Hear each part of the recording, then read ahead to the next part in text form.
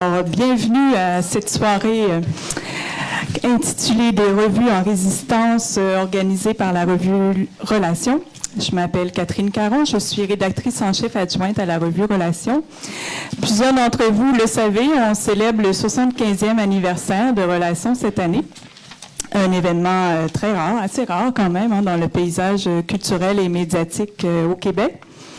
75 ans d'analyse sociale et de débat, d'accompagnement, de participation aux luttes sociales du Québec. 75 ans de persistance et de résistance dans une société qui, évidemment, a beaucoup changé au fil des décennies et dans une société qui est en crise, disons-le, crise financière, économique, sociale, démocratique, climatique. Un contexte qui, à nos yeux, rend notre effort, aux revues comme les nôtres, notre effort de compréhension du monde et notre prise de parole d'autant plus essentiel. Je pense que vous serez d'accord avec nous. À l'occasion du 75e anniversaire, la revue Relations propose une trilogie sur 3 thèmes emblématiques de la revue, qui sont l'amour du monde, la résistance et la création. Ce soir, à la table, vous trouvez les 2 premiers numéros qui sont sortis. Vous allez pouvoir les découvrir si ce n'est déjà fait. Vous aurez le temps à la pause d'aller feuilleter et voir les revues qui sont proposées ce soir. Et les derniers numéros de nos revues invitées. Parce que pour le 75e, j'ai des gens vraiment jusque là-bas. Ça fait drôle, je ne veux pas vous oublier. Pour le 75e, donc, on a eu envie de créer un lien, de créer un pont avec des revues amies, des revues semblables à nous, des revues d'analyse et d'idées. Fallait bien choisir, il y en a plusieurs. On a choisi la revue Liberté et la revue À bâbord, avec qui on partage une posture de résistance, appelons ça comme ça. Dans une société québécoise où très souvent, à Relations, on a l'habitude de dire que dans une société où l'opinion prime souvent sur l'analyse, où la superficialité, la rapidité priment sur la profondeur et la lenteur, le temps qu'il faut pour prendre une distance, puis réfléchir au sens de l'existence, puis réfléchir au sens de la société, des réalités sociales. Ce soir aussi, on est heureux d'avoir d'autres revues dans la salle. Il y a des personnes qu'on reconnaît qui représentent aussi d'autres publications du même genre. On est très heureux de vous avoir avec nous puis que vous veniez partager dans la période d'échange qu'il y aura un petit peu plus tard. Alors, sans plus tarder, je vous laisse entre les mains de l'animateur de la soirée. Je vais vous retrouver à la pause et à la fin, mais je vous laisse entre les mains de Jean-François Nadeau, qui est le directeur adjoint de l'information. Lui aussi, c'est un adjoint comme moi. Directeur adjoint de l'information au journal Le Devoir, qui est partenaire de cette soirée et qui va vous présenter les 3 panélistes de la soirée. Bonne soirée. Bon, alors, merci beaucoup d'être en si grand nombre. Et oui, on peut l'applaudir. Surtout que nous faisons concurrence ce soir, c'est certain, au lancement du livre d'Alain Deneau chez Éco-Société, et pas le contraire, bien sûr. Écoutez, je pense que c'est extrêmement intéressant de voir qu'à l'occasion des célébrations autour de la revue Relations, qui est une revue très importante dans l'histoire du Québec, on se retrouve à favoriser des ponts comme ceux-là. Parce qu'au fil du temps, peut-être que les grands moments intellectuels du Québec, ou enfin des temps forts, ont été favorisés justement à l'occasion de ponts semblables. C'est le cas notamment pour Relations, qui a connu, avec Le Devoir, je dois le dire, une heure de gloire à la fin des années 40, dans cette histoire de l'amiante, l'amiantose, un débat très, très important qui met non seulement à jour des maladies industrielles comme étant marquantes, mais aussi un fait de société, c'est-à-dire le rapport qu'on a avec la vie des gens, le rapport qu'on a au travail. Donc, il y a des questions qui se posent comme celle-là. Et je pense que ce qu'on a beaucoup oublié, on pourra en parler tous ensemble bientôt, c'est cette espèce d'esprit qui relève d'une écologie intellectuelle, littéralement, c'est-à-dire qu'il doit y avoir des rapports entre les revues, entre des courants d'idées, qu'on soit d'accord, pas tout à fait d'accord, mais enfin, dans un marais, il y a beaucoup de vie. Hein? Il y a de la vie qui mange d'autres vies, mais il y a aussi beaucoup de vie qui existe et qui permet de donner naissance à autre chose. Alors moi, je suis content de voir des initiatives comme celle-là se manifester sur la scène publique à Montréal, puis bien sûr ailleurs. Alors, avec nous ce soir, Pierre Lefebvre de la revue Liberté, qui est une revue toute jeune, 1959. Léa Fontaine, qui s'occupe de la revue À bâbord, qui nous permet maintenant, quand on a des enfants, d'expliquer que bâbord, c'est gauche, et non plus le truc de batterie, hein, le bas étant à gauche. Et Jean-Claude Ravet, de la revue Le Relation. Ce qu'on va faire avec vous ce soir, c'est évidemment présenter un peu ce rapport nécessaire de les revues que chacune de ces personnes représente ici ce soir, mais aussi avoir un échange entre nous pour voir quelles sont les positions de chacune, où est-ce que cela peut nous mener et quelle est la contribution, au fond, de ces revues-là à la société québécoise, à la société civile de façon générale, puis au monde, disons, plus large. Il faut dépasser très clairement ce cadre national, me semble-t-il, là, qui est toujours un peu contraignant au Québec, à tort, me semble-t-il. Bien sûr, il ne faut pas l'oublier, mais il y a autre chose aussi dans la vie et il faut s'en rappeler. Alors, je vais leur demander tour à tour de présenter brièvement leur position là-dessus, mais on va essayer de faire ça de façon pas trop statique, de sorte qu'on puisse interagir entre nous. Il y aura une pause. Après un bon moment, il fait déjà un peu chaud ici, d'ailleurs. Moi, j'ai tendance à avoir chaud rapidement. Peut-être qu'on pourra ouvrir une fenêtre ou deux. Il y aura une pause pour une raison très pratique. C'est-à-dire que ces revues-là, pour exister, elles ne peuvent plus compter sur, on en parlera aussi tout à l'heure, sur des distributeurs comme LMPI ou des trucs comme ceux-là. Tout va plutôt mal. La force vive, comme pour le devoir, d'ailleurs, c'est l'abonnement. Alors, on fera une pause spécifiquement pour que vous puissiez profiter d'abonnement. Il n'y a pas personne qui va ressortir d'ici ce soir sans s'être abonné à une revue. Alors, sans plus tarder, je demanderai à Pierre Lefebvre de prendre la parole. Alors, bonsoir à tous. Merci d'être venus en si grand nombre. Alors, écoutez, Liberté, c'est ça, n'a pas encore l'âge vénérable de relation, mais a tout de même été fondée en 1959. Donc, quand on est à une revue qui a cet âge-là, la première chose qu'on se dit, c'est qu'on est d'abord un héritier. Et ça, pour moi, je dirais que c'est extrêmement important. Je suis arrivé à Liberté en 2004. Je suis devenu rédacteur en chef en 2006. Et cette idée d'à la fois avoir un héritage à conquérir, parce que un héritage, c'est pas quelque chose de statique, c'est pas quelque chose qu'on reçoit bêtement, c'est quelque chose qu'on construit. Une revue qui est aussi vieille a connu toutes sortes de directions, toutes sortes de directeurs, toutes sortes de collaborateurs, et évidemment, on prend pas tout ça en bloc, on fait des choix. Et il y en a des célèbres, quand même. Et il y en a, oui, il y a des célèbres, d'ailleurs, et une des choses qu'on a fait, nous, quand on a fait la refonte, un de nos choix, c'est sans doute le choix le plus célèbre, ça a été Hubert Aquin, qui, encore à ce jour, j'ai l'impression que La fatigue culturelle du Canada français est le plus grand texte à avoir été publié dans la revue Liberté. Texte de 1962. Oui, qui était d'ailleurs une réponse à Pierre Elliott Trudeau, oui. qui est, en fait, Trudeau, pour la petite histoire, a fait un texte qui s'intitulait « La nouvelle trahison des clercs », où il reprochait aux intellectuels de séduire le bon peuple avec cette idée d'indépendance. Dans Cité libre. Dans Cité libre. Et Aquin, et il reprochait évidemment aux nationalistes il disait grosso modo, bon, je résume très grossièrement, surtout que ça fait longtemps que je l'ai lu, mais grosso modo, il disait aux gens, écoutez, le nationalisme, c'est les États c'est les frontières c'est la guerre c'est pas fin. On vient d'en faire une, on a eu beaucoup mal et il faut plutôt être ouverts les uns sur les autres. Et il lui disait, si vous êtes malheureux de la place du Québec dans le Canada, au lieu de vous séparer, investissez le Canada. Et si le Québec devient beau, grand, fort, magnifique dans tous les domaines, donc si tous les plombiers du Québec et tous les écrivains du Québec, tous les hommes politiques du Québec deviennent les meilleurs plombiers et hommes politiques et écrivains du monde, les Canadiens anglais vont baver d'envie devant nous et vont apprendre le français. Ce à quoi... Peut-être. Mais enfin, M. Trudeau, lui, en était convaincu. Et Aquin, lui, propose donc cette réponse-là, qui est la fatigue culturelle du Canada français. Et tout d'abord, il lui dit, je ne veux pas que mon existence culturelle se justifie par le regard d'un autre sur moi. Je veux dire, ma culture, je veux dire, c'est pas à être justifiée par le regard d'autrui.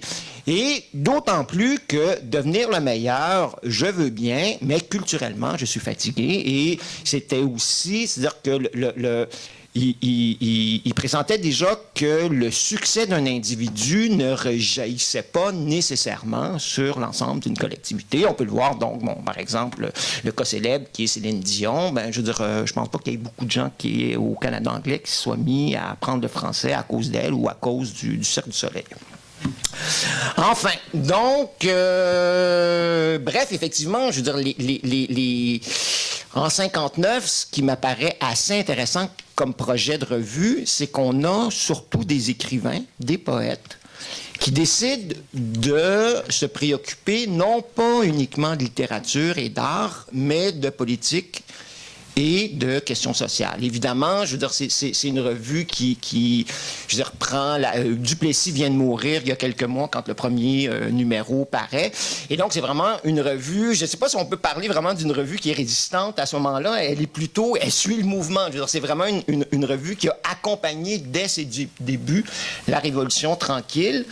Et c'est... ce que je trouve intéressant, c'est assez vite, à Liberté, on s'est rendu compte que la Révolution tranquille était en péril. Dès 65, en fait, il y a un numéro qui s'appelle la Contre-Révolution tranquille, où, je veux dire, les maigres acquis qui ont été mis de l'avant par le gouvernement Le Sage, on commence à se dire, ah boy, il y a déjà des gens qui commencent à essayer de grignoter ça ou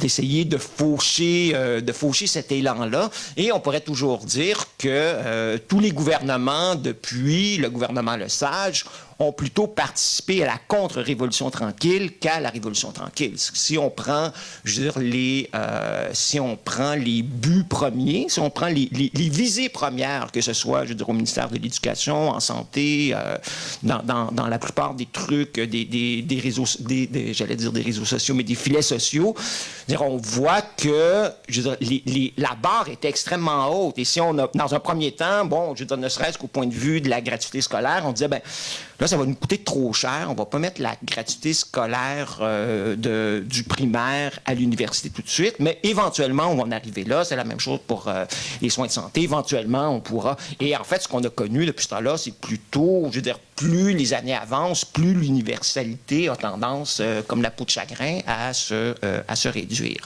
Et c'est à partir de là, en fait, où peut-être Liberté devient plutôt une revue de résistance, à partir du moment où les institutions qu'elle a aidé à bâtir dans les premières années des années 60 ne remplissent pas, disons, leur mandat de tout est possible, on est passé à rien n'est parfait.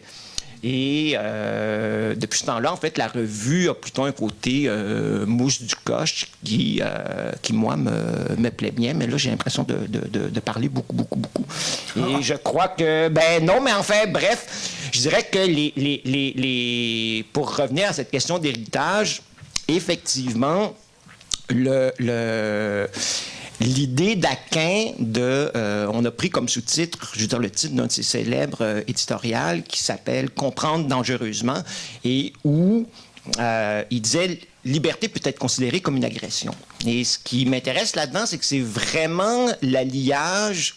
C'est l'alliage de la littérature et du politique. Pour moi, Liberté, si je suis à cette revue-là, si je l'anime depuis 10 ans, c'est que je crois que l'art et le politique sont des choses extrêmement liées. Que l'art, dans un premier temps, comme il nous permet un regard de biais sur le monde, l'art ne cesse de nous dire, en fait, que le monde pourrait être autre. Et ça m'apparaît extrêmement... Ça m'apparaît le début de la politique. Je veux dire...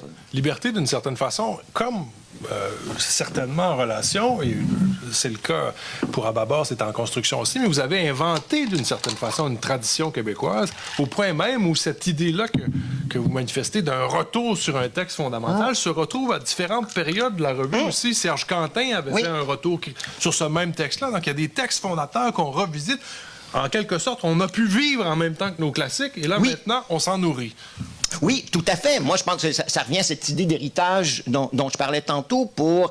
Je veux dire, bon, c'est peut-être que j'ai pas ça en moi. Je pense qu'il faut, et justement, des gens comme Ababor, je pense qu'il faut continuer à fonder des revues. Mais moi, jamais me serais venu à l'idée de fonder une revue. Je veux dire, en réinterpréter une, je veux dire, c'est peut-être mon côté... bon, j'aime beaucoup le théâtre.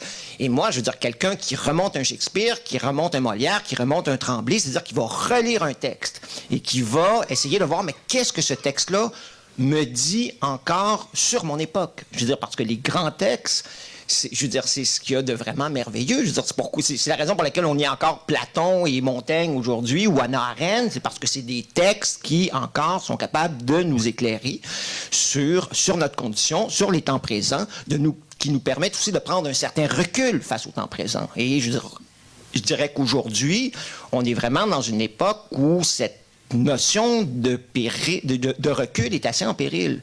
Moi, je pense que l'acte de résistance qu'on fait, je veux dire, en étant des revues culturelles, c'est aussi cette idée c'est de promouvoir cette idée qu'il faut prendre des temps de recul, qu'il ne faut pas être dans l'instantané constamment, qu'il ne faut pas réagir, qu'il ne faut pas être dans le réflexe. La réflexion, c'est long. Je dirais, ça doit être terrifiant d'être un homme politique aujourd'hui, parce que dès qu'il y a, ou une femme politique, dès qu'il y a un truc, on vous tend le micro, je veux dire, en pleine gueule, qu'est-ce que vous en pensez? Mais ça fait 15 minutes que ça vient d'arriver. Je n'en pense rien. Déjà, un journaliste, c'est terrifiant. Je vous assure, Léa Fontaine, vous êtes la plus jeune revue. Puis ici représentée. Comment s'inscrit une nouvelle dynamique d'une revue qui est engagée à gauche, très certainement, dans un cadre d'idées qui s'est créé depuis les années 60 ou un peu avant, évidemment. Comment vous situez Ababor dans tout ça? Ben, en fait, nous sommes Ababor, la revue complètement adolescente. Là. Nous avons 13 ans. Très content d'avoir 13 ans, mais en fait, la revue Ababor est née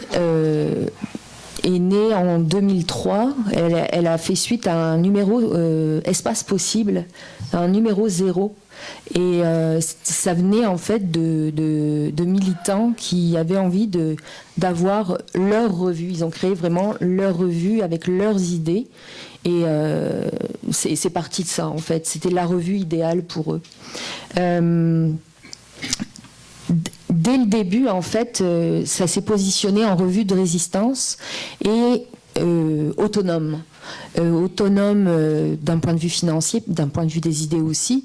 Et dans ce premier numéro 0, Espace Possible, il y avait un texte d'Amir Kadir sur un rapport Ramanov, je pense, c'était un rapport sur le secteur de la santé. Et il a été très clair que ce numéro-là,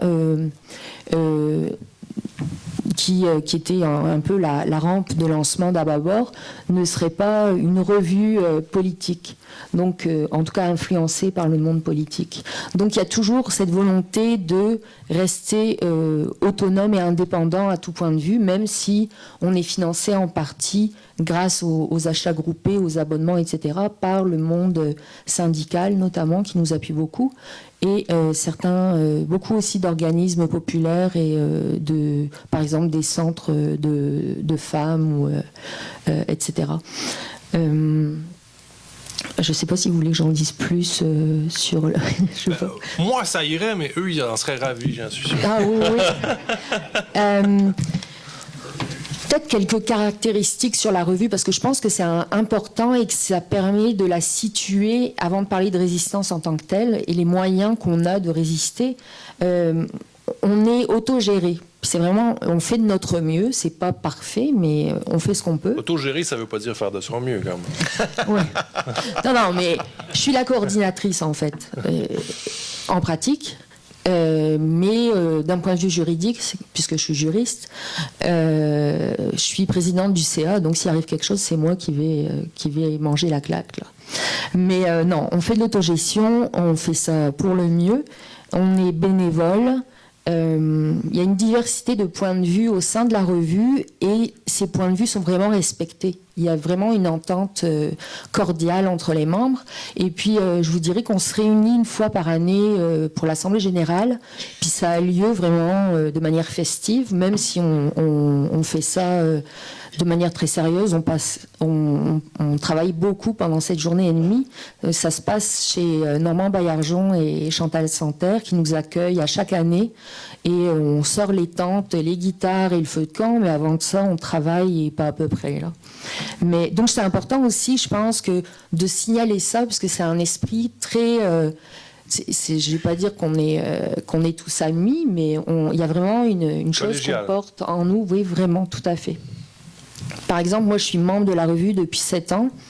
Puis, en fait, j'ai connu Normand Baillargeon pendant la grève des profs à l'UQAM. Je suis déléguée syndicale à l'UQAM, je pourrais en parler longuement, là, mais c'est pas le sujet. Donc, on était tous les deux sur le comité de négo, puis m'a dit, ça t'intéresserait-tu à bâbord et tout ça, que moi je lisais déjà, mais que je n'envisageais pas en faire partie, évidemment, là, c'était comme... Donc j'ai intégré la revue et puis Piot m'a dit alors qu'est-ce que tu as pensé de ta première réunion? Puis Jean-Marc Piot, oui. Il m'a dit qu'est-ce que tu as pensé de ta première réunion? Puis j'ai dit je vous pensais bien pire que ça. Et donc là j'ai senti que j'avais passé mon rite de passage et j'ai ajouté, mais je ne sais pas, certains d'entre vous peut-être connaissent ça. Ça m'a fait penser à l'émission française Droit de réponse, dirigée par Michel Pollack. En fait, c'était le droit c'était dans les années 80. C'était vraiment le droit de se questionner, le droit d'avoir des réponses, le droit de ne pas avoir de réponse. Ça se passait à la télé, tout le monde fumait, buvait. Donc nous, il y en a qui fument un peu, on ne boit pas trop quand on travaille, mais c'était vraiment une ambiance festive et aussi un espace de discussion vraiment très ouvert, où toutes les opinions pouvaient être abordées. Ces derniers temps, on a beaucoup recruté, beaucoup de jeunes membres du collectif, puis je trouve ça important pour le renouvellement de la pensée et tout aussi important aussi pour continuer l'élan de la résistance en tant que telle. Donc je vais peut-être arrêter là, puis je parlerai de la résistance ensuite. On en parle déjà. Hein? Oui. Non, mais on peut effectivement... Je ne veux pas monopoliser la parole. Non, mais tu viens de commencer. Oui, ok. Ouais, bon. Alors, en fait, la résistance ababordienne, comme je le disais, c'est une revue indépendante. On écrit l'édito de la revue. C'est vraiment le gros morceau qu'on fait tous ensemble. Puis c'est un jeu de remue-ménage qui se fait à chaque réunion là, pour chaque numéro. Et il y a un auteur, 3 réviseurs, et l'édito est passé et lu par l'ensemble des membres du collectif avec on accepte, on le refuse ou on le refuse avec modification. Donc c'est vraiment un travail collégial et ça se fait systématiquement. Je dirais aussi que la résistance est intrinsèque à la revue. C'est une résistance libre et éclairée. J'ai dit que c'était autonome. Les buts en fait qu'avait la revue, c'était vraiment puis je pense qu'on est toujours fidèle à ça, c'était d'aider, en tout cas d'appuyer tous les mouvements, que ce soit des mouvements de citoyennes, de citoyens, des travailleuses, des travailleurs, des étudiantes, des étudiants, etc., d'apporter des outils à tout le monde pour qu'ils puissent à leur tour se défendre et aussi peut-être de leur offrir des voies de réflexion. Notamment le premier dossier d'Ababor portait sur la régionnerie du gouvernement Charest, une entreprise de démolition sociale. Donc tout ça pour vous dire que malheureusement c'est encore d'actualité. Puis les moyens de résistance en tant que tels étaient donc, je le disais, informer, outiller la population en plus grand nombre, mais c'est aussi formuler des analyses et des critiques sociales. C'est un espace qui est ouvert au débat. Quand on organise, on fait toujours les lancements de notre revue, et puis c'est aussi l'occasion de débattre avec les gens qui participent au lancement, et ça a lieu à chaque numéro, et c'est réellement fait, c'est pas du pipeau, là. On tient compte des discussions qui sont menées à cette étape-là. Est-ce que vous n'avez pas l'impression, peut-être à vous deux aussi, que éventuellement, malgré tout, on prêche toujours un peu à des convaincus, hein? C'est un peu... On est en famille, d'une certaine façon. Vous lisez un ou l'autre des incarnations de ces revues. Comment on fait pour une revue comme la vôtre, ou comme les vôtres aussi, pour être engageant d'une certaine façon dans l'engagement? Mais en fait, c'est difficile. Effectivement, ça va, c'est le bouche à oreille qui fonctionne vraiment. Puis comme tout à l'heure on évoquait le déclin de LMPI. Ça va prendre du bouche à bouche bientôt. Bien dit. Effectivement, ça va poser un gros problème de distribution. Nous, à Bâbord, on fonctionne surtout grâce aux abonnements. Donc, on a, par exemple, la période de Noël, c'est comme des rabais importants pour les étudiants notamment, puis on donne plus de numéros pour un abonnement classique. Mais nous, notre priorité, c'est d'aller chercher des abonnés. Il y a des ventes en kiosque, comme on le disait, à l'MPI, c'est une catastrophe. Là, maintenant, il va falloir trouver un autre distributeur. Mais c'est sûr qu'on a l'impression parfois de prêcher des convaincus, et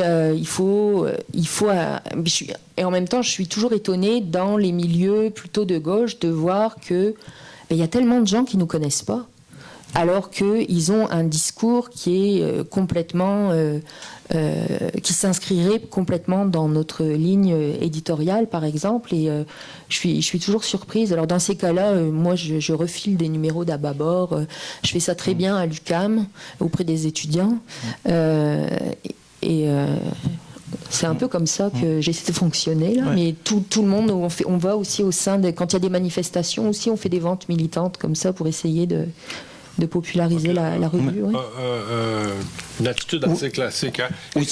Moi, c'est ça. Nous, tu parlais des étudiants. Nous, quand on a fait la refonte de Liberté, en fait, longtemps. En fait, à l'origine, Liberté avait un format bouquin, tout simplement parce que Liberté était au début associé avec les gens d'Hexagone. Ils avaient une presse et ils avaient un format de bouquin qu'ils pouvaient faire sur cette presse-là. En fait, ils avaient même un pressier. Oui, c'est ça, exactement. Ouais.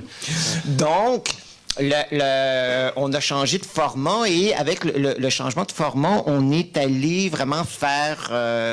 on est allé faire les pèlerins dans les cégeps et les universités. En fait, on est beaucoup allé chercher les gens plus jeunes. Et comme on essaye d'associer, je veux dire, art et politique, il y a aussi une de nos chances, c'est qu'on peut à la fois les gens peuvent entrer à la revue. Quelqu'un qui aime le cinéma, il peut rentrer à la revue par le cinéma et découvrir les questions politiques et vice-versa. Pendant longtemps par les arts visuels. Oui, exactement. Donc ça, c'est une des choses qui nous permet, disons, d'un peu décloisonner. J'étais assez heureux et même, je dirais, assez étonné. Là. Jamais j'aurais gagé là-dessus, mais il y a 3 ans environ, il y a la SODEP, qui est une espèce de syndicat des revues, un organisme communautaire, enfin bon, bref, et qui a payé pour un sondage au point de vue, au niveau là, des lecteurs des revues culturelles, et quelle n'a pas été notre bonheur, mais notre grande surprise de voir que à peu près 50% de nos lecteurs avaient moins de 30 ans. Ce qui, moi, j'aurais plutôt gagé qu'il y aurait eu des gens plutôt en haut de 45, si c'est pas, mais enfin, pour une obscure raison. Pas si obscure que ça, peut-être une raison lumineuse.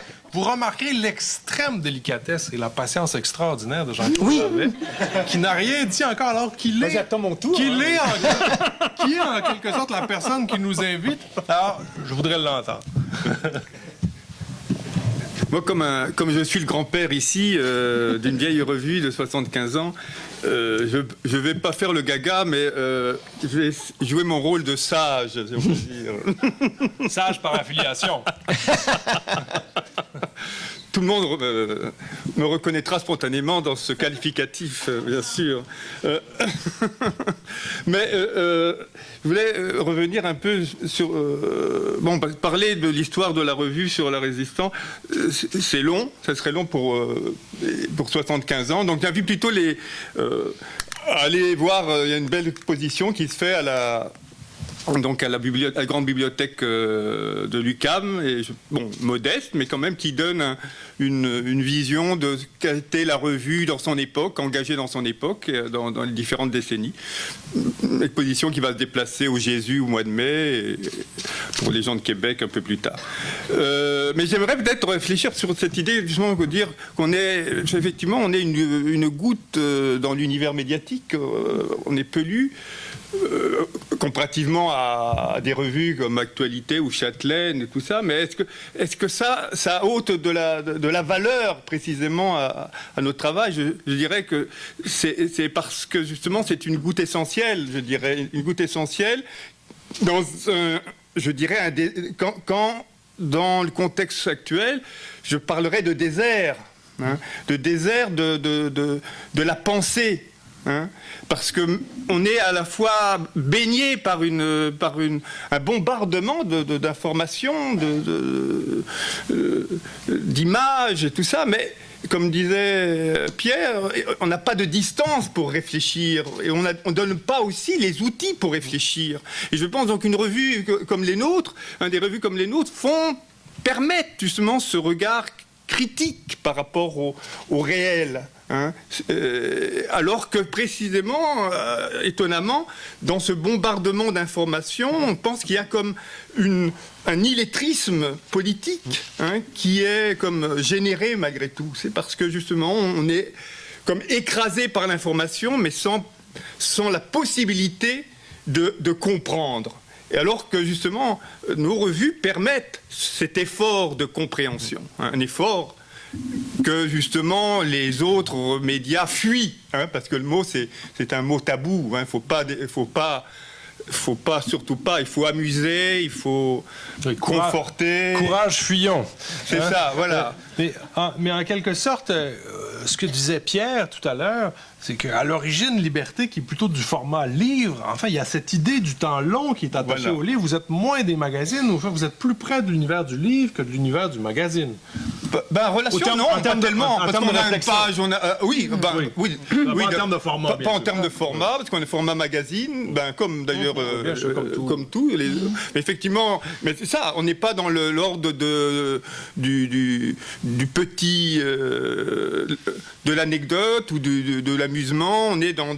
Mais quoique nos articles sont relativement modestes, les plus longs sont pas autant que Liberté, qui sont un peu plus longs que les nôtres. Nous, le maximum, c'est 3 pages de la revue, donc c'est à peu près... le maximum, c'est 2000 à 3000 mots, grand maximum, d'articles. Mais c'est donc pour permettre la réflexion, l'analyse qui manque précisément, et alors que on est... Et pour ça qu'on a... je pense qu'on a publié donc les 3 volets anniversaires, donc celui prochain qui va venir sur la création, mais celui qui est en kiosque, qui est sur la résistance, c'est pour montrer qu'on est dans une situation urgente dans le contexte à la fois Québec, mais mondial, dans la mesure où on est emporté par des forces qui vont dans le sens opposé évidemment de ce vers quoi nous on insiste, mais qui... À la rigueur, pourquoi pas, mais c'est que c'est inquiétant dans la mesure où justement l'être humain est comme aplati. hein, justement dans la mesure où l'être humain a un sens, que dans la mesure où il comprend, hein, la compréhension et le sens même. Donc une des natures fondamentales, conditions fondamentales de l'être humain, c'est de comprendre et c'est de participer aussi au monde, d'être un acteur, un citoyen, alors que là, tout contraint, tout, avec toutes les forces économiques, sociales et idéologiques, si on peut dire, à nous replier sur soi-même, sur notre petit bonheur, nos petits intérêts, à être des consommateurs et des clients, mais rien de citoyen. Donc je pense que des revues, justement, qui construisent l'opinion publique, c'est-à-dire forment à l'opinion critique, est essentiel. Et je pense que beaucoup se sentent seuls, hein, mais on est beaucoup. Hein. Et donc l'idée, c'est justement de fédérer ces solitudes, hein, ces inquiétudes, et de reconstruire un peu une citoyenneté qui passe par justement un regard sur le réel, qui a du sens, mais qui aussi, des revues comme la nôtre permettent justement de braquer le regard, la caméra, si on peut dire, là où les grands médias ne le portent pas, quoi. Parce que tout ce qui est caché, justement, toutes les voix des mouvements sociaux, toutes les voix des exclus, des laissés pour compte, c'est quand même le lieu où l'on leur donne la possibilité d'apparaître. Hein. Donc c'est à la fois un espace essentiel pour la construction, effectivement, de chacun, mais aussi pour la reconnaissance du monde aussi, dans sa pluralité, dans sa conflictualité. Parce que un des aspects justement tragiques de la société actuelle, c'est cette évacuation du caractère conflictuel du réel, hein, et pluriel du réel. Hein. On est dans un certain... on est dans une réalité qui a plus de conflits, hein, parce que tout est là. Hein, il s'agit de l'aménager, il s'agit de s'adapter. Le mot d'ordre est de s'adapter, de s'embarquer et de se résigner au réel, parce qu'il est là, implacable, tout construit. De même anticiper les besoins de son patron. Hein? Et voilà, il faut donc entrer dans cette servilité, quoi, du réel. Alors que nous, qu'est-ce qu'on fait? C'est qu'on dit non. Hein, le réel, c'est de notre responsabilité de l'investir et de faire de ce monde une maison commune, quoi, tout simplement. Donc, il me semble que c'est une des fonctions fondamentales des revues comme les nôtres, c'est ce rôle politique. Il y en a deux autres aussi, mais je ne vais pas monopoliser. Mais pour Relations, il y a deux aspects aussi que j'aimerais quand même souligner avant de passer la parole. Oui. C'est le rôle éthique d'une revue comme la nôtre. Et le rôle, je le qualifierais comme spirituel. C'est-à-dire éthique dans la mesure où justement la résistance, elle est dans cet aplatissement du monde, hein, dans cette uniformisation. Là c'est le bulldozer de la finance, bulldozer des pensées, bulldozer de la technique, où on aplatit tout. Et il s'agit donc de redonner du sens à la texture du monde, hein, à sa saveur aussi, à sa beauté, à tout ce qui est justement inutile dans le monde. Et nécessité de l'inutile. La nécessité de l'inutile. Donc c'est ça, je pense qu'une des revues comme les nôtres, et c'est le rôle que l'on fait à nos humbles mesures, c'est de justement redonner de la profondeur à ce monde qui est constamment projeté comme plat, uniforme, et tourné vers la production, l'efficacité, la rentabilité. C'est un monde qui, au fond, est en train de confondre la couverture de la surface comme étant l'équivalent de la profondeur. Voilà. Ce qui n'a aucun sens. Hein? Oui, tout à fait. Et donc, d'où l'autre aspect que je soulignais, spirituel. Parce qu'il y a dans cet aplatissement-là, je pense, une charge fondamentale sur la dimension intérieure de l'existence. Hein. Pas simplement entre les gens, hein, des relations tout simplement réduites à leur efficacité, à leur rentabilité, mais aussi dans l'expérience même intérieure de l'être humain. C'est-à-dire qu'on est justement comme enjoint à nous vivre comme superficiel, comme insignifiant, comme médiocre, et que justement tout ce bombardement de spectacles et d'amusement qui est pas mauvais, c'est-à-dire l'amusement en soi c'est très bien mais réduire cette quantité-là devient tellement écrasante qu'elle devient justement une pure distraction, c'est-à-dire distraction dans l'autre sens du terme, c'est-à-dire de dévier l'attention sur une diversion. C'est dans le sens de distraction, de diversion, de nous détourner de l'essentiel, qui est aussi l'expérience de l'infini, l'expérience du silence, l'expérience de la beauté, l'expérience de notre être au monde, l'expérience peut-être de l'angoisse même, de vivre, ou la stupeur de vivre, ou l'émerveillement de vivre. Mais c'est comme si que ça s'est refoué, déplacé comme insignifiant, comme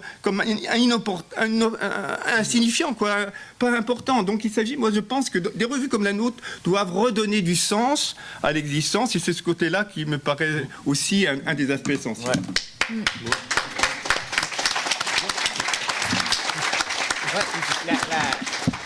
Tout à fait, pour moi, en fait, je suis tout à fait d'accord avec Jean-Claude.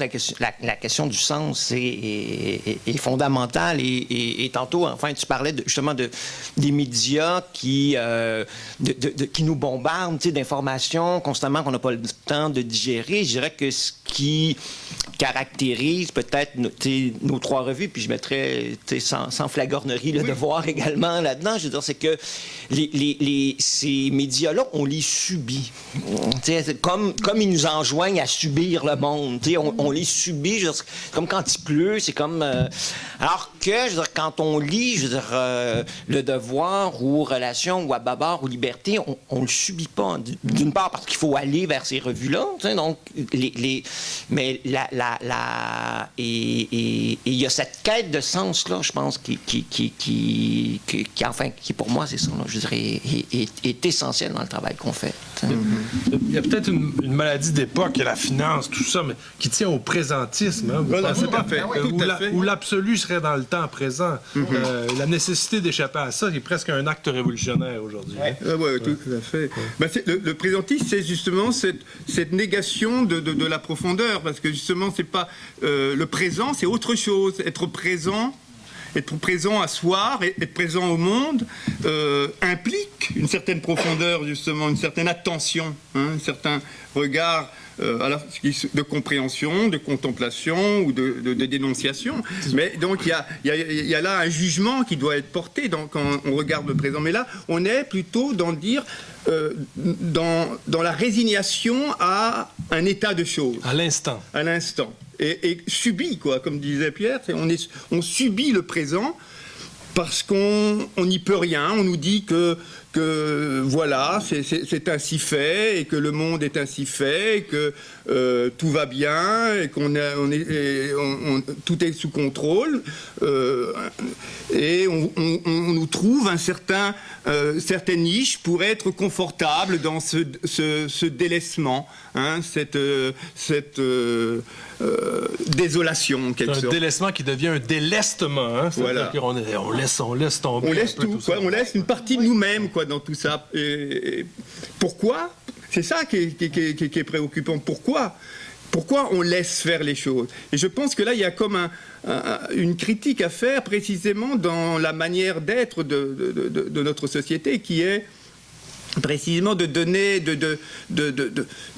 je parlerai de l'embourgeoisement dans le sens passolinien, dans le sens de certains plaisirs dans la consommation, qui est aussi une fuite. Oui, ce qui est terrifiant, je trouve, avec si on parle de Pasolini, avec la question de la bourgeoisie, c'est comme si il n'y a plus d'extérieur au monde. Je veux dire, il n'y a plus moyen d'échapper, je veux dire, à la enfin, à la métaphore générale avec laquelle on nous présente le monde. On est incapable de penser à notre vie à l'extérieur de notre travail, à l'extérieur de notre salaire, à l'extérieur de notre loyer, de notre hypothèque.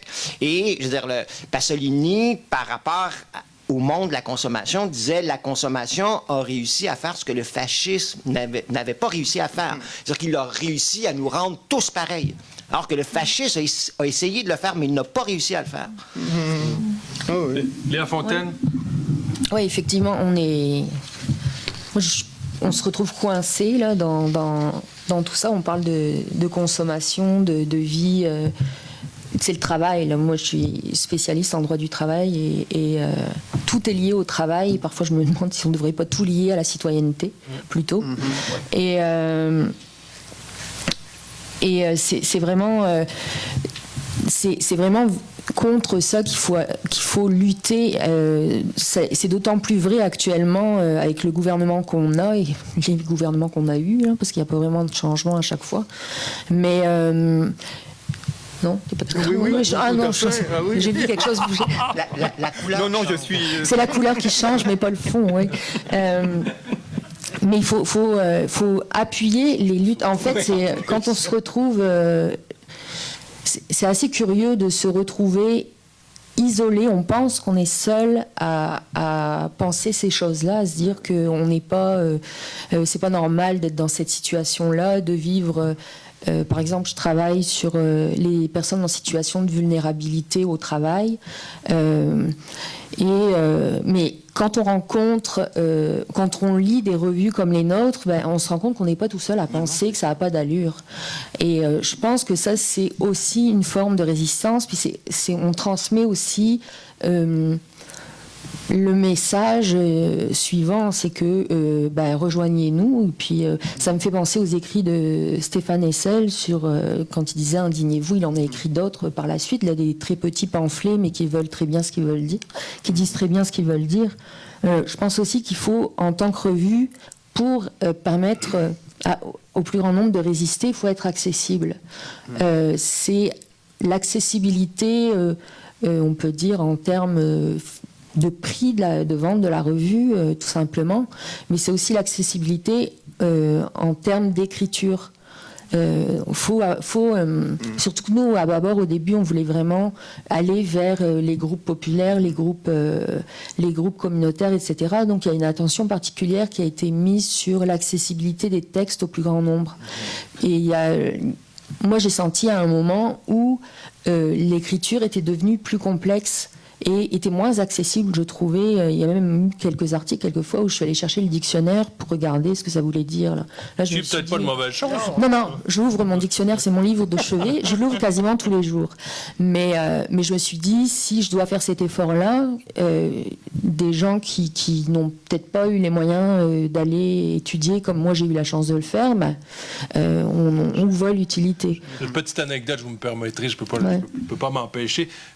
Patrick Lagacé, dans la presse, avait écrit un jour qu'au Devoir, il fallait absolument le dictionnaire pour comprendre quelque chose. Et on n'était pas très riche au Devoir, on ne l'est toujours pas. On s'était cotisé pour lui acheter un dictionnaire qu'on lui avait gentiment envoyé.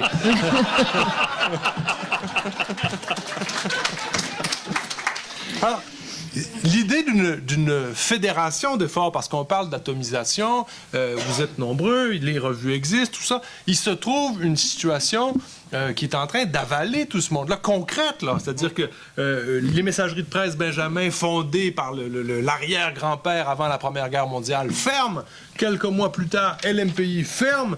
Il risque, pour la plupart d'entre vous et d'autres qui sont ici représentés, d'avoir cette nécessité de se trouver un représentant de la distribution qui se trouve ailleurs, fort probablement à Toronto, où on trouvera un représentant de médias américains. Alors, est-ce qu'il n'est pas le temps de penser à d'autres moyens de se faire connaître? Vous avez disons, une forme d'association professionnelle syndicale qui s'appelle la SODEP, dont on entend relativement très peu parler dans des cas de crise. Je regrette de le dire. Mais on regrette de l'entendre aussi. Et donc, à ce moment-là, est-ce qu'il ne faut pas envisager d'autres moyens, puisque vous êtes présents, vous êtes là, vous regroupez? Il y a eu, par le passé, bien sûr, pas toujours heureux, mais au temps de l'Hexagone, par exemple, Miron et compagnie, on s'était regroupés pour réussir à faire un réseau de distribution efficace. C'est compliqué, mais avec les moyens modernes, est-ce que c'est pas là chose possible et maintenant plus que jamais nécessaire? Étant comme un humble rédacteur en chef, oui, effectivement, moi je pense que enfin, je dirais qu'au point de vue de la distribution, on a la chance, nous, d'être chez Dimédia, qui est un distributeur essentiellement de livres, ce qui nous a permis, nous, nos ventes sont surtout en librairie. On a, notre rapport aux libraires, on le travaille vraiment énormément. On est allé voir les librairies, on est allé leur demander non seulement d'une part, évidemment, s'ils étaient intéressés à tenir la liberté, ceux qui ne le tenaient pas. Mais... Alors, Pierre, je t'arrête tout de suite pour te mettre des bâtons dans les roues. Par exemple, en librairie, il y a un très grand nombre de librairies qui ferment. Il y a eu, en ce moment, la plus grande vente, c'est-à-dire que Archambault a été racheté par Renaud-Bré. Et Renaud-Bré, une de ses premières actions, ça a été d'enlever les revues. Dans les librairies, il contrôle maintenant 50% de la librairie au Québec. Ben, et c'est exactement pour cette raison-là, c'est-à-dire que nous, quand je dis qu'on est allé voir les libraires, on n'est pas allé ni chez Archambault, ni chez Renaud-Bré. On est allé voir des libraires indépendants et ça a été aussi de voir qu'est-ce qu'on peut faire ensemble. Par exemple, on leur disait, Liberté, on a un cahier critique. Dans ce cahier critique-là, ben, on parle de bouquins. Est-ce qu'il y a des bouquins qui ne sont pas des best-sellers, qui, grâce à nos articles, vous pourriez, ça pourrait vous aider à faire la promotion de ces livres-là? Est-ce que, par exemple, si on sort un numéro sur la notion de la souveraineté ou sur le système de santé ou sur, je sais pas moi, les manifestations, les classes sociales, est-ce que ça vous aiderait si on vous aidait à faire une table thématique? Vous avez certainement dans votre fond un exemplaire de Germinal, un exemplaire du Parti communiste, du manifeste du Parti communiste. Enfin, vous avez certainement, je veux dire, il y a certainement moyen d'utiliser la revue Liberté pour faire la promotion de votre fonds, qui est toujours, pour une librairie, la chose difficile à faire rouler, parce que les best-sellers, bon, ça se vend tout seul, mais je veux dire, une librairie, c'est aussi riche parce que ça possède un fonds, et c'est ce type et pour nous, en fait, ça a assez bien fonctionné. C'est sûr que ça reste un peu une logique d'aller au bleuet. Il faut y aller, je veux dire, tu ramasses un par un. Mais nous, à tort ou à raison, on a un peu abandonné l'idée de devenir un partenaire avec Renaud-Bré. On sait que, d'une part, ce qu'on fait au point de vue éditorial ne l'intéresse pas, et aussi qu'au point de vue commercial, je veux dire, pour lui, on est des pinottes, il s'en fout.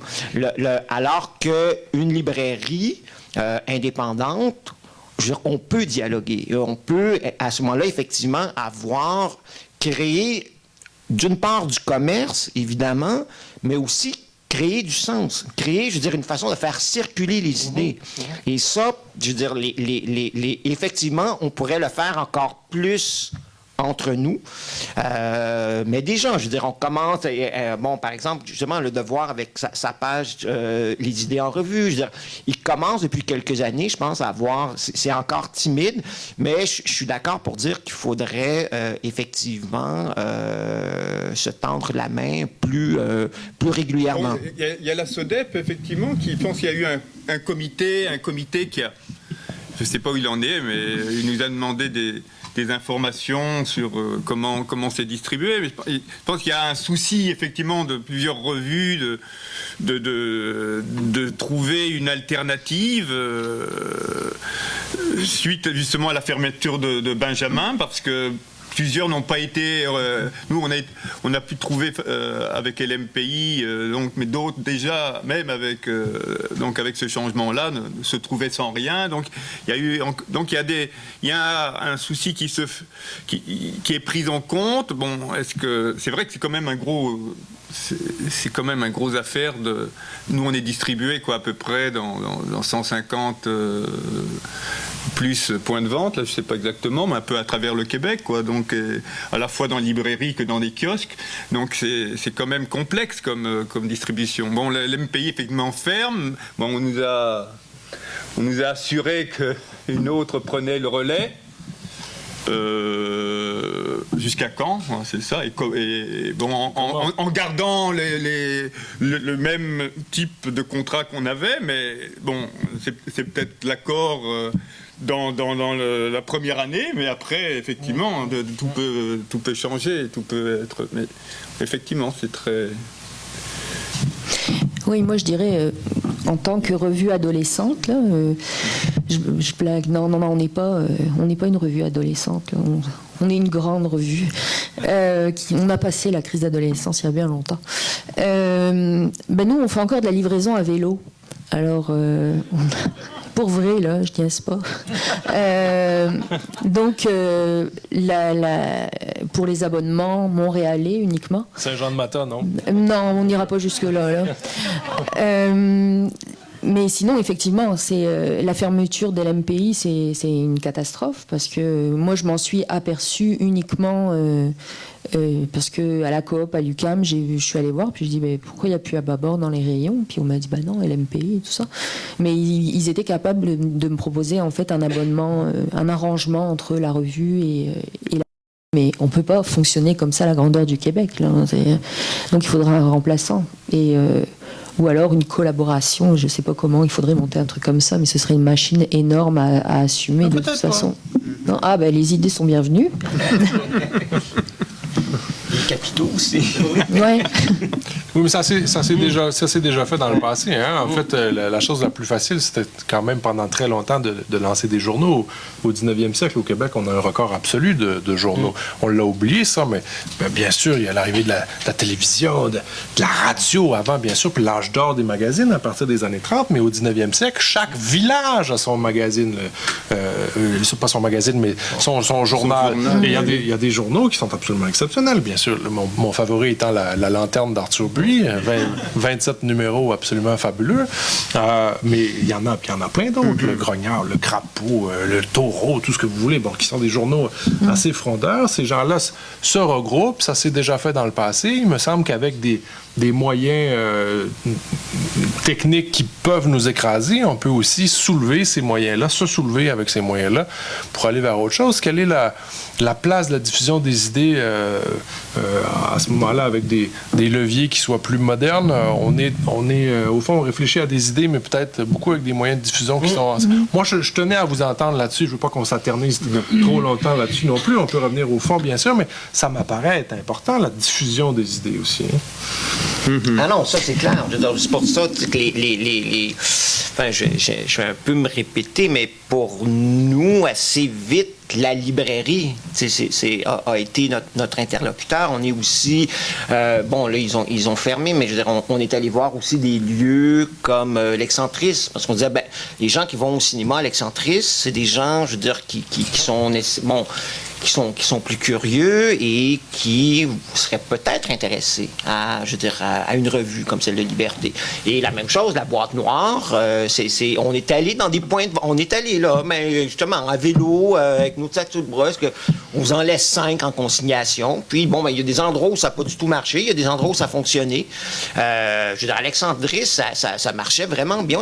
On réussissait à vendre une vingtaine de numéros, mais effectivement, c'est du palliatif, c'est un peu de la médecine de brousse, c'est du palliatif, on essaye d'être...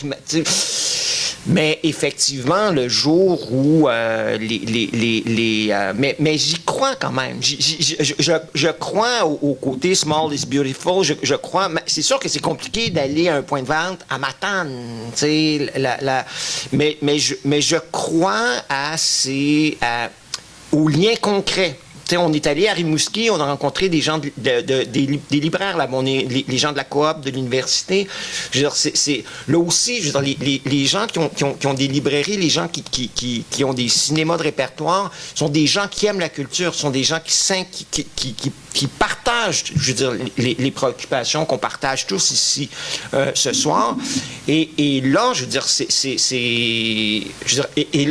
c'est vraiment un échange citoyen. Je veux dire, comme je disais tantôt, je veux dire, c'est oui du commerce, parce qu'il faut payer le loyer, puis il faut le payer l'imprimeur. Je veux dire, quand on crée ce type de relation-là, je veux dire, c'est en tout cas, ça fonctionne, même si effectivement c'est fragile, puis c'est ça, c'est de la médecine de brousse.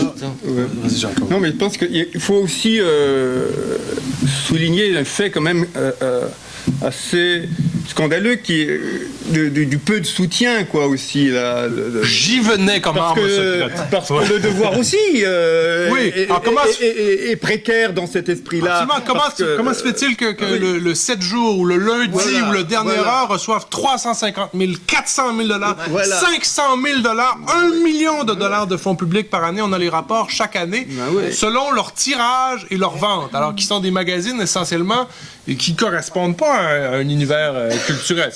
Ils appartiennent au monde de la consommation dont tu parlais tout à l'heure, Jean-Claude. Voilà. Qu'est-ce que vous pouvez faire pour rétablir ça? Et ça pourrait être une question qui pourrait s'adresser au devoir aussi, bien sûr. Ben oui, parce que, enfin, qu'est-ce qu'on peut faire pour... Je pense qu'il c'est un travail politique, on devrait, c'est sûr, d'interpellation, parce que c'est quand même assez scandaleux que l'État soutienne des grands conglomérats de presse qui n'ont rien à foutre, finalement, de cet argent, quoi, ou qui s'en servent pour s'enrichir, alors que justement des journaux ou magazines à but non lucratif, fondamentalement axés sur l'éducation, sur la conscientisation, sur l'éducation populaire, sur la se voit finalement dans la misère, quoi, et pris à la gorge, quoi, et souvent condamné à péricliter. Donc, et ça c'est mais ça touche les petits, mais ça va toucher de plus en plus même les moyens et tout ça, et pour finir justement dans une uniformisation de la pensée. Donc je pense que c'est un processus politique qui est fondamental. Alors, ça, Léa Fontaine, vous pourriez faire un front commun là-dessus? Oui, aussi. Oui.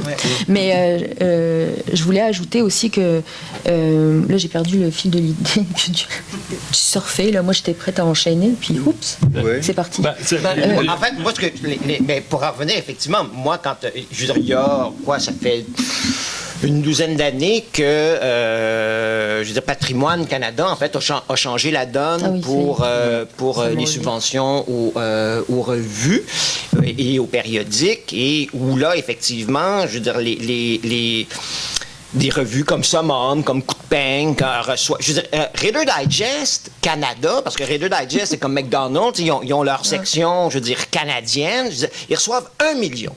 Ils reçoivent 1 million. Ils réussissent à faire faillite. Oui, puis ils réussissent à faire faillite. Puis en plus, eux, je veux dire, ils sont capables aussi d'avoir des pubs de Ford, puis de Vidal Sassoon et Dieu sait quoi, ce que, je veux dire, que personne d'entre nous est capable d'aller chercher. Mais ça, c'est parce que bon, nous, on a essayé Dieu sait qu'avec la SODEP, tout ça, on a essayé, je veux dire, d'aller sonner des cloches, je veux dire, aux différents conseils des arts, mais de plus en plus, les conseils des arts, je veux dire, ont complètement intégré, je veux dire, quand on parle pour eux, la culture, ça n'existe pas. Ce qui existe, c'est l'industrie culturelle. Et pour eux, je veux dire, un critère qui soit celui du nombre, qui soit la grosseur du tirage, c'est ça qui compte. Pour eux, la culture est intéressante dans la mesure où elle fait rouler l'économie. On va donc donner des subventions au théâtre ou aux revues ou en fait aux publications, comme on en donne à Bombardier. Parce que quand quelqu'un va au théâtre, ben c'est génial, parce que avant ils vont peut-être aller manger au restaurant, puis après, ils vont aller prendre un verre, puis là, ils vont être pompettes, ils vont rentrer en taxi. C'est super, le théâtre. Ça fait rouler l'économie. Peut-être que vous voudriez déménager au Mexique, ils vous subventionneraient. Ah, oui. Bon. En plus, ça coûterait moins cher de chauffage. Ouais. Non, c'est ça. Tout compte fait, l'idée m'est revenue. Mais c'est sûr que, j'allais dire tout simplement, ils ne nous soutiennent pas parce qu'ils n'ont aucun intérêt à nous soutenir. C'est une question politique, là, c'est juste ça. Juste à titre anecdotique, moi j'ai fait une demande de subvention de recherche, dans un organisme canadien. Et mon travail portait sur la démocratie et la représentativité et la démocratie syndicale. Donc j'avais demandé quelque chose comme 168 000 et 72 $56 là, parce qu'on doit avoir des budgets très très précis. Ils regardent le CV et compagnie. J'avais mis toutes mes publications, puis je l'ai pas eu. L'année suivante, je réitère et j'enlève mes publications tendancieuses que je publie dans Ababor, entre autres. Et là, je reçois la demande de l'argent à la scène près. Alors qu'on essaie de me faire croire qu'il n'y a pas un filtrage politique quelque part, ça m'étonnerait. Là. Mais j'étais très contente parce que en fait, c'est le gouvernement fédéral, Harper, qui m'a donné de l'argent pour travailler sur le syndicalisme. Alors dans le fond, c'est pas si mal. Plus peut-être, oui, quand on parlait tantôt de la distribution et puis de se trouver des moyens de distribution à la grandeur du Québec, voire plus loin que ça. Il y a aussi le numérique aussi qui nous permet d'avoir un autre moyen de distribuer les revues. C'est pas un format que j'adore du tout, là. Moi, je préfère la revue papier. Mais à Ababor, on a basculé dans le numérique. Bon, il y a le site internet, évidemment, la page Facebook, mais aussi il y a des abonnements en ligne et il y a le format numérique de la revue également.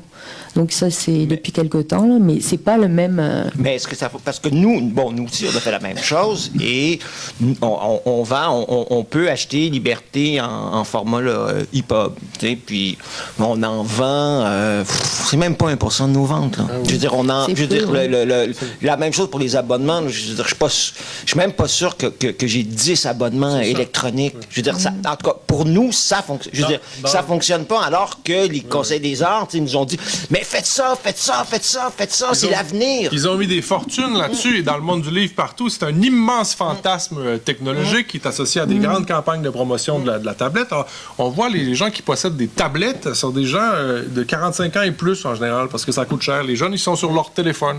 Alors, lire, c'est pas encore l'idéal sur un téléphone, en tout cas, jusqu'à preuve du contraire. Ils vont réduire la taille des articles, là, ça va aller. Ouais, bon, c'est ce qui... Mais c'est ce qu'ils font de plus en plus, je vous signale. Dans tous les journaux, dans tous les imprimés, on dit faites plus court, faites des formats différents, écrivez plus rapidement. Ce qui fait qu'on accentue cette idée d'instantanéité de plus en plus où tout passe sans avoir un pied dans le passé, ni aucun pied ou aucun regard vers l'avenir plus tôt. Alors, cette question-là, au fond, ça me rappelle toujours Michel Chartrand qui disait j'ai rencontré des jeunes extraordinaires, ils pensent refaire le monde parce qu'ils ont trouvé qu'ils pouvaient imprimer des t-shirts et qu'ils vont pouvoir en vendre à tout le monde, comme s'ils venaient de découvrir ça. Alors le web, c'est un peu la même chose, c'est-à-dire qu'on a beau basculer sur le web, mais l'Internet, c'est un peu l'Ethernet aussi. Hein? C'est l'univers du vide. Les dernières heures et 7 jours, ils y sont aussi, puis tous les autres aussi. Alors vous débarquez là-dedans comme si c'était une panacée, souvent en obtenant des financements. Alors, là où vous n'en avez pas pour imprimer ou pour soutenir des revues, mais là pour faire du numérique, ça on va vous en trouver parce que c'est drôlement important. Mais effectivement, en pratique, ça donne ça. Ça donne très très peu de choses. Alors comment on fait pour ramener ça en soi? J'en reviens, puis après ça, je vous lâche là-dessus, puis on va probablement... encore quelques minutes, puis ensuite on prendra une petite pause tous ensemble. Vous avez interdiction de quitter cette salle quand on prendra la pause. Il doit y avoir quelque chose pour s'organiser, parce que eux s'organisent. Le poids politique pour réussir à obtenir ça, ils l'ont eu. Vous êtes là. Il y a d'autres mondes, il y a des lecteurs. Il faut trouver à les assembler, non? On pourrait s'associer avec Le Devoir, non? Mais Le Devoir, c'est un des combats qu'il mène. C'est-à-dire que Le Devoir, c'est le dernier journal indépendant dans un monde où il y en a eu beaucoup. Il est absolument certain qu'à une époque, cette subvention-là qu'on a dans d'autres sociétés à la presse indépendante était suppléée au Québec par le fait que le gouvernement pouvait, par ses institutions publiques, annoncé dans les journaux. Il y avait des avis publics, vous vous souvenez, il y en avait très souvent. Hydro-Québec, par exemple, achetait de la publicité dans plusieurs magazines aussi, de façon à peu près désintéressée. Dans Le Devoir aussi, il le faisait. Tout ça est passé à la trappe complètement, ce qui fait que même ça, qui était un supplétif, est disparu aujourd'hui. Alors qu'on se retrouve en disant « Ah oui, faites des campagnes de soutien, faites des campagnes d'abonnement ». On se retrouve à peu près comme passer le chapeau dans des églises qui sont de moins en moins remplies. Hein? Et en plus, ce qu'il y a de vicieux, tu sais, dans le milieu des revues, il y a, justement, on nous dit, mais trouvez du fond, c'est ça, faites des campagnes de financement, trouvez du financement privé, trouvez des mécènes. Et je dis, mais les gens qui nous donnent ces fonds-là, évidemment, pour qu'ils nous donnent ces sous-là, il faut donner des machins d'impôts, et donc les gens, grâce à ça, contribuent moins au trésor public et ça fait encore moins de subventions. Enfin, c'est le principe de la saucisse à grade, mais à l'envers. Et mais c'est sûr qu'on a beau discuter... Enfin, c'est ça, grade, c'est plus les gens en mangent, plus elles sont fraîches, plus elles sont fraîches, plus les gens... Ça commence à dater, mais... Oui, c'est ça. Ah oui, moi, c'est vrai, pardon. Mais mais effectivement, malheureusement, je veux dire, les conseils des arts, peut-être que en y allant en gang, mais je veux dire, moi, mon expérience de discuter avec les conseils des arts de ces questions-là, ils sont... comment dire? Oui, ils sont résignés. Je veux dire, moi, la plupart la plupart du temps, quand je parle au Conseil des arts, que ce soit à Ottawa Bien sûr qu'ils sont résignés, mais c'est pour ça qu'il faut pas l'être. Non, c'est ça, exactement. Ouais. C'est pour ça qu'il faut pas l'être. Mais je dirais, on est constamment en train de cogner à ces portes-là. Je dirais, essayer de... changer politiquement les choses, c'est compliqué. Ah oui. Puis en plus, je veux dire, on parlait tantôt, je veux dire, du fait qu'on est plus ou moins des bénévoles. Je veux dire, travailler pour une revue culturelle, je veux dire, je veux dire, c'est aussi, c'est aussi un apostolat. Je veux dire, tu sais, soit qu'on fait ça bénévole, soit qu'on fait ça, je veux dire, pour un salaire assez ridicule. Et à un moment donné, ça bouffe du temps parce qu'il faut travailler à côté pour payer son loyer. Donc, à un moment donné, je dirais être en plus de faire la revue, aller, je veux dire... Ça vous prendrait une association qui va... Oui, sauf qu'on en a une et elle le fait pas. Bon, ça... Oui, moi je pense qu'il faut prendre conscience qu'on est en résistance, hein, on écrit comme résistant et on lit comme résistant. Et je pense qu'on doit entrer dans ce mode de résistance d'abord parce qu'on écrit et on publie parce qu'on y croit, hein, justement, quand tu mentionnes, c'est parce qu'on y croit et parce qu'on sent que c'est une exigence et que c'est une urgence face au cours du monde qui est emporté précisément par cette idéologie dominante qui ne pense qu'à partir de ses propres intérêts financiers et productifs. Et donc, on doit être entré dans ce mode de résistance, et le lecteur aussi doit entrer dans ce mode de résistance. C'est-à-dire que prendre conscience qu'en lisant une revue comme les nôtres, il entre dans un acte de résistance, dans un processus, donc, et qui peut-être aussi a une responsabilité à porter à diffuser ce complot qu'on organise contre cette terre viciée du monde, qui justement voudrait qu'on se modèle au type d'êtres humains qui veulent imposer comme une multiplication du même. Donc il s'agit, moi je pense, d'abord prendre conscience de cette urgence-là et de vivre cela comme justement un moment politique, quoi, un moment... parce qu'on est, je pense, dans un moment, un tournant dans l'histoire, et on voit, la revue est un élément parmi d'autres, hein. Je pense que les mouvements de résistance se lèvent, et les revues sont, comme les nôtres, sont des moments d'émergence d'une résistance, mais le plus important, c'est probablement les mouvements qui émergent, les mouvements qui vont prendre la rue, qui occupent l'espace public, qui vont essayer, ou qui essayent dans leur région à s'organiser, et à rêver, et élaborer des alternatives ou explorer d'autres manières de s'organiser, de produire, de travailler, de débattre et tout ça. Donc je pense qu'il s'agit d'être conscient qu'on est dans un temps où de grands changements doivent se faire et qu'on n'en est qu'à l'intuition que c'est fondamental, quoi, mais que il s'agit d'entrer dans ce mouvement-là et de tenir debout, de se tenir debout, quoi. Vous parlez bien quand même.